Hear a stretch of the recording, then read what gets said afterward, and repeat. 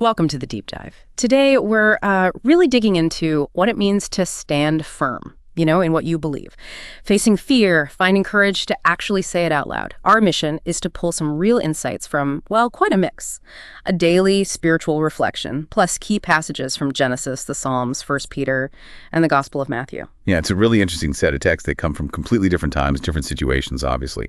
But they all seem to circle around these big ideas, divine providence, this sense that there's a guiding hand, and also the huge value of each person, and, well, the need for courage in living out your beliefs.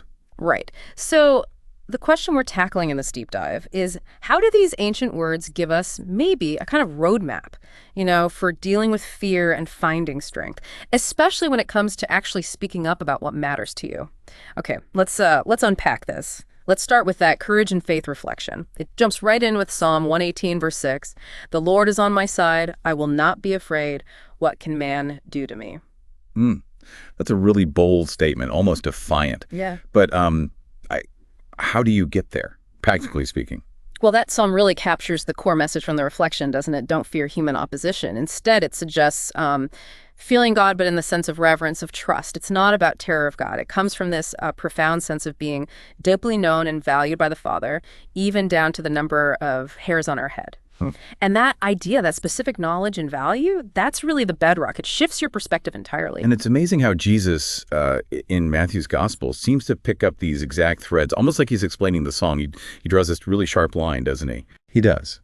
In Matthew 10, he says something quite stark. Do not be afraid of those who kill the body but cannot kill the soul. Rather, be afraid of the one who can destroy both soul and body in Gehenna. Now, Gehenna, that's a powerful image. It signifies ultimate loss, something far beyond just physical death. So the teaching here is that real fear, the kind we should pay attention to, isn't about temporary harm, earthly consequences.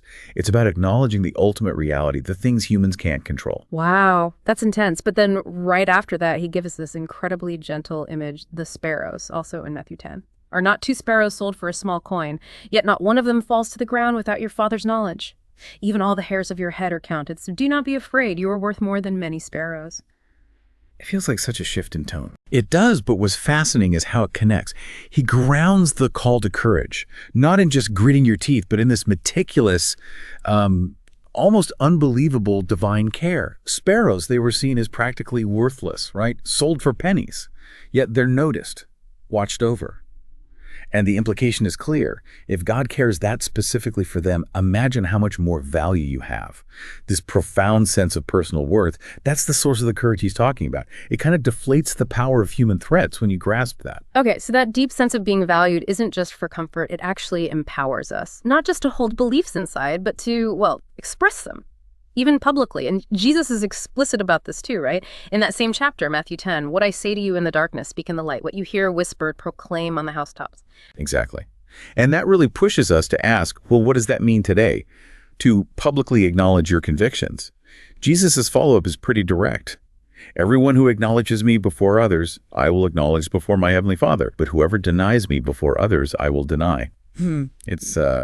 It's quite the statement. But beyond just the religious context, think about it in terms of human integrity. Aligning what you believe inside with how you act outside. That often requires courage, doesn't it? Especially when it's unpopular.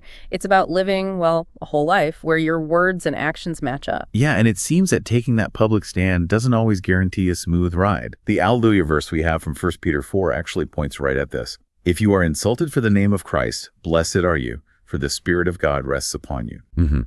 That verse is crucial. It acknowledges, yes, living out your convictions might bring trouble, insults, opposition, whatever form it takes. But it doesn't say, okay, then back down. Instead, it offers this assurance. In those very moments, there's a deeper presence, a strength with you.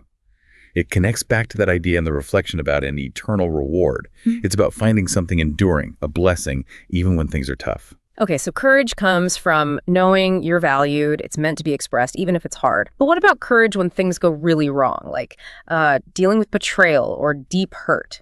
The story of Joseph in Genesis, that feels like a whole different angle on courage and fear. Oh, absolutely. It's such a powerful human story. You have Joseph's brothers, right? After their father Jacob dies, they're terrified. They're thinking, okay, now he's going to get us back. All that stuff we did to him, payback time.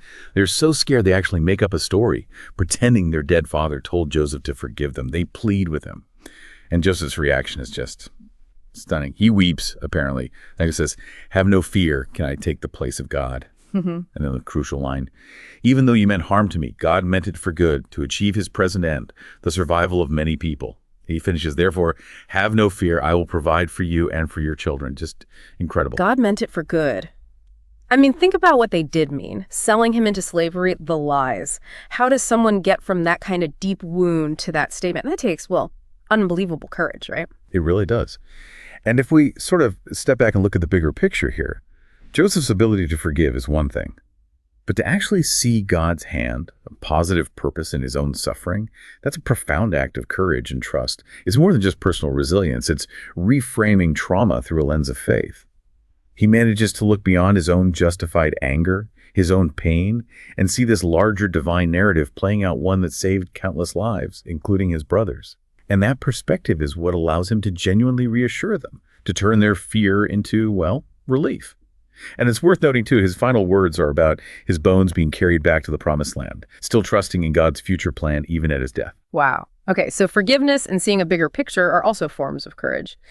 And then finally, we have this totally different mood in the responsorial psalm, Psalm 105. The refrain is, be glad, you lowly ones, may your hearts be glad. It feels joyful. Yes. And notice what the psalm urges. Give thanks to the Lord, invoke his name, make known among the nations his deeds, and proclaim all his wondrous deeds. This is another piece of the puzzle, I think. Courageous faith isn't just about stoically enduring hardship or forgiving wrongs. It's also about this outward, joyful expression rooted in gratitude, acknowledging the good, celebrating it. And here's a thought. Maybe that proclamation, that act of thanksgiving, isn't just a result of courage. Maybe it actually builds courage. When you focus on and speak about what you believe is good and true and powerful, maybe it transforms courage from being just a duty into something, well, lighter, more empowering. Interesting. So gratitude as fuel for courage. So bringing all these threads together, then, what does this mean for you listening today? How does gratitude fit into this whole picture of faith and courage? Well, to try and synthesize it.